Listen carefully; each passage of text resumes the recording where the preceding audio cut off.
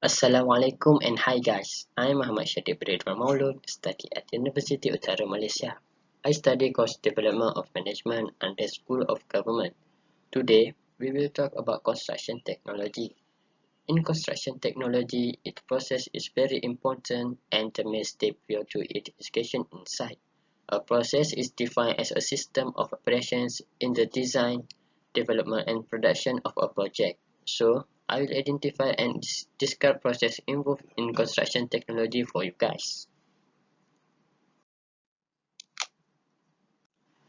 Okay, number one. A project life cycle is the sequence of phases that a project goes through from its initiation to its closure. The number and sequence of the cycle are determined by the management and various other factors like need of the organization involved in the project, the nature of the project, and its area of application. The phases have a definite start, end, and control point and are constrained by time. The project lifecycle can be defined and modified as per the needs on aspect of the organization. Even though every project has a definite start and end, the particular objective, deliverables, and activities vary widely. The lifecycle provides the basic foundation of the actions that has to be performed in the project, irrespective of the specific work involved.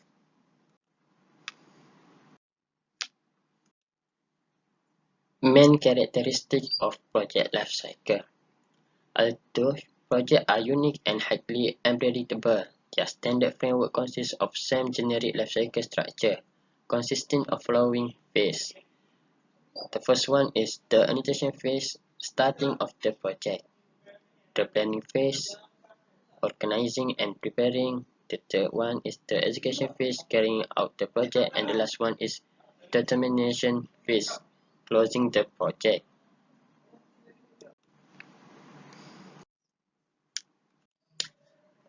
The second one is activities involved during construction project.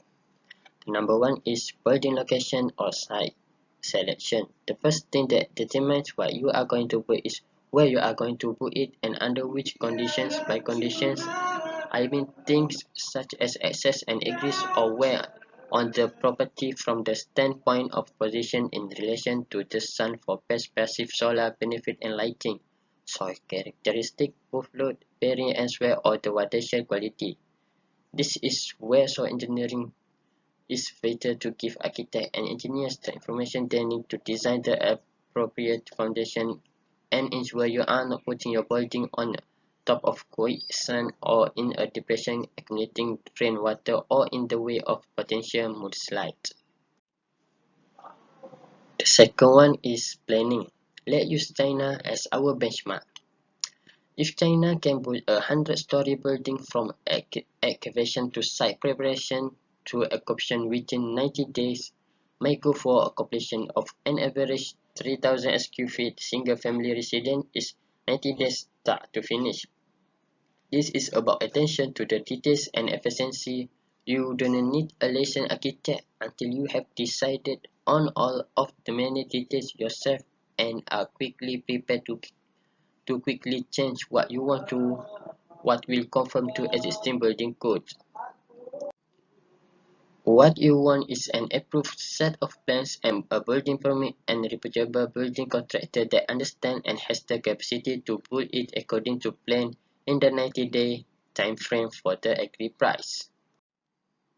The great wisdom in this type payment schedule is if your builder lacks the credit, skill and confidence to finish your approved plans at the price and time you specify, he is not worthy of your business. The contractor who does take the job knows the quicker he finishes, the quicker he gets paid.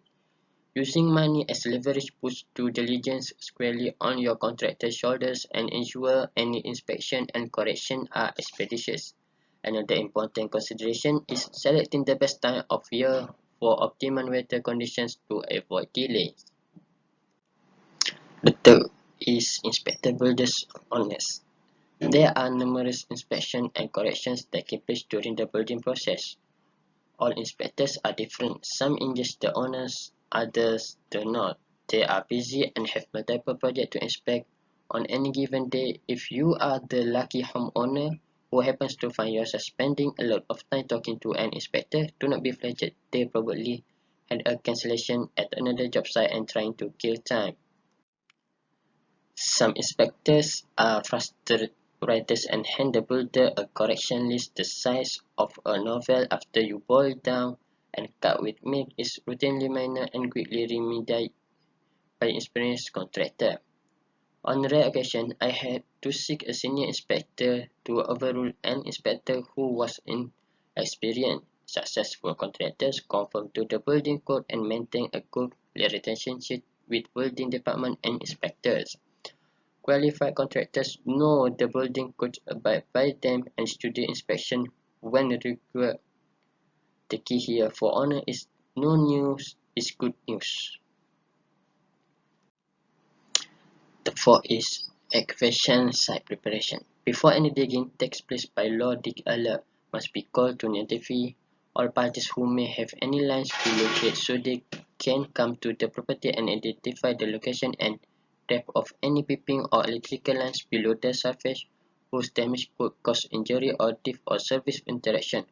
Work may be interrupted in rare cases to relocate affected lines. Number 5 is roach framing.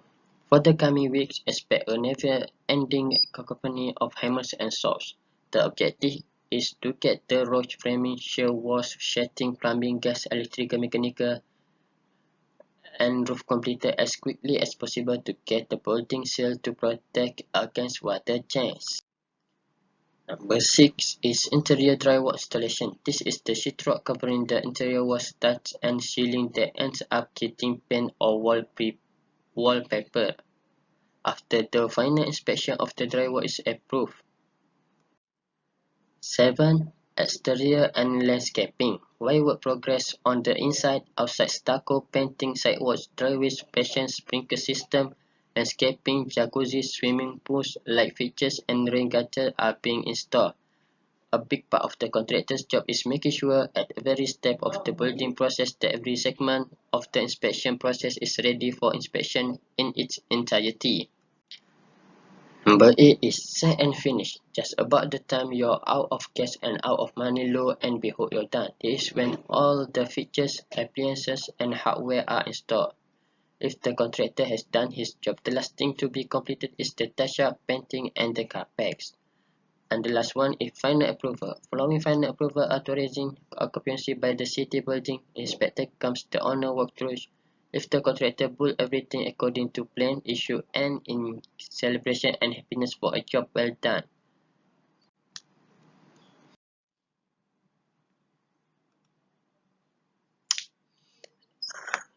The three is key player. The third one is key players. Here are the 6 critical roles for ensuring a project success. These roles could be assigned to one or more individuals, and conversely, individuals may play more than one role depending upon the organization structure and type, as well as the scope of the project and its strategy alignment. The number 1 is project manager. Project managers are primarily responsible for the completion of the project as planned. Depending on the type of project organization, they usually play a lead role in the overall planning, executing, monitoring, controlling, and closing of project. This includes managing, reviewing, and prioritizing the day-to-day project activities with an objective to stay on time and under budget, as well as managing the project resource. The second one is project team. The project team comprises of full-time or part-time employees who are assigned to work on different activities and deliver of the project. They are responsible for contributing to the overall objective of the project and the specific team deliverables. The second one is steering committee. The steering committee comprises of management representatives and other high-level stakeholders, people or groups who have a stake or an interest in the outcome of the project, and oversees the entire project life cycle, providing guidance on the overall strategic direction. They serve as the leadership support for the project.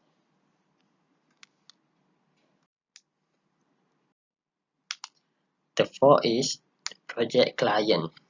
Clients are the people or organization, business unit, department for whom the project is being undertaken, whether it is an internal company project or an external project. Every project has a client for or a customer who has a business need that will be satisfied by successful completion of the project. While the term client generically refers to one or more people from the client's organization, specific large projects also have a dedicated client project manager as a comparable project manager to work on the client side. The fifth is Project Management Office or PMO. The Project Management Office aka PMO is a group of people who have put and maintain a set of standards and best practices for internal project management and oversee their adherence across all projects. According to the PMBOK guide, a project management office is an organizational structure that standardizes the project-related governance process and facilitates the sharing of resources, methodologies, tools, and techniques. The sixth and the last one is resource manager. Albeit smaller in number, many organizations have this role of dedicated resource manager, whose primary responsibility is to manage resource pool assignable to projects. The resource manager works for a hand in glove with the project manager to coordinate the resource capabilities and workload and is responsible for assigning the right people to the right projects at the right time.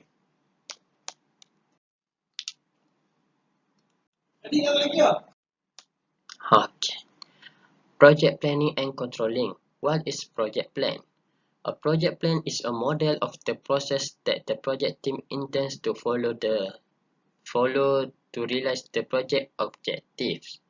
It brings together a number of important aspects of the process, including its scope, timing, cost, and execution risks. Who is responsible for planning? Everyone in the project team should be involved in developing the plan. It should be a collaborative effort. The project manager should provide leadership in this area but may delegate some of the administrative aspect and detailed analysis to a project support role. What are benefits of planning? It is more likely to lead to success and is more cost effective than just do it approach. It develops greater mutual understanding and more commitment to achieving the objectives within the project team. Key elements of a plan's product. What product must the project deliver? What are the quality requirements associated with the product? Activities. What activities are needed to deliver the products? Resources. What resources are needed to carry out the activities? Schedule.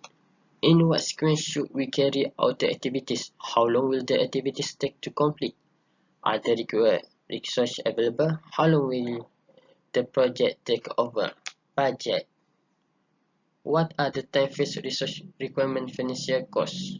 How much will the project cost overall? Risk. Are we taking unnecessary risk? Is the level of risk exposure commensurate with the risk appetite? Are there any opportunities that could be exploited? Assumptions.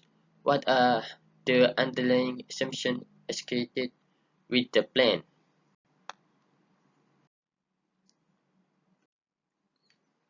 The planning process. What is the process for developing a plan? There are four key stages in developing a robust plan. Stage 1. Identify, structure, and define the products needed to achieve the project objective.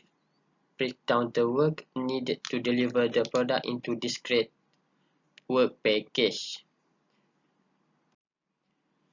Define the responsibilities of the individuals or teams who will deliver the work package. Objective. To ensure that all the work and product needed to achieve the project objective are included in the plan. Stage 2. Student and time resource analysis. Identify the activities and resources needed to deliver the work package. Construct a schedule that takes account of the logical dependence between activities and the available of resource. Objective: to identify the activities needed to deliver each work package and sequence them according to their logical dependence. Stage 3 is cost estimating and budgeting. Estimate the quantity of resource and financial costs associated with each work package and use this information in conjunction with the schedule to develop time-phased projects. Objective: to develop a hierarchical framework for planning and controlling resource consumption and financial costs. The last stage is risk analysis and response planning. Identify and analyze the risks associated with each work package and evaluate a range of options for handling them. Select the most cost-effective combination or risk management actions and incorporate them into the plan. Objective: to identify the risks associated with each work package. Monitoring and control. To inform decision-making process at all levels in the organization and apply the principle of closed-loop control to monitor projects in the organization and to take any corrective action. Projective control cycle. Identify the objectives and constraints and develop a plan, review and baseline the plan. Obtain authorization to proceed. Performance monitoring technique. Schedule analysis. Monitor variations in the forecast schedule with respect to the baseline as well as change to the critical path and remaining flow of activities. Budget analysis. Monitor variations in the forecast budget with respect to the baseline. Milestone trend charts. Monitor the forecast date and actual date of key milestones as a function of time. Earned value management (EVM). Monitor earned value and actual cost against planned value cost. This analysis monitor confidence values or probability disruptions associated with key elements of the schedule or budget as a function of time. Performance management favor charts. Monitor the consumption of schedule and budget contingency buffer as a function on time. Techniques for planning larger projects. It has three planning. Number one is stage planning, two hierarchical planning, and third one is rolling wave planning. Principles of effective planning and control. It has four. The number one is divide and conquer. Number two, integrate approach. Number three, keep it simple or systematically. Number four is team collaboration. A successful construction. I will tell you about 10 tips to build a successful construction. The number one is careful contracting. Number two, independent cost estimates. Number three is establish a firm budget. Number four, use and delay alternative. Number five is peer review the design. Number six, review the plans for constructability. Number seven is set a reasonable schedule for construction. Number eight, submittal as communication between contractor, designer, and owner. Number nine, review construction activities. And the last one is periodic audit of contractor billing. Okay, that's all from me. This is all. Once again, I want to say thank you for watching, and I hope you guys got something from this video. That's all. Thank you.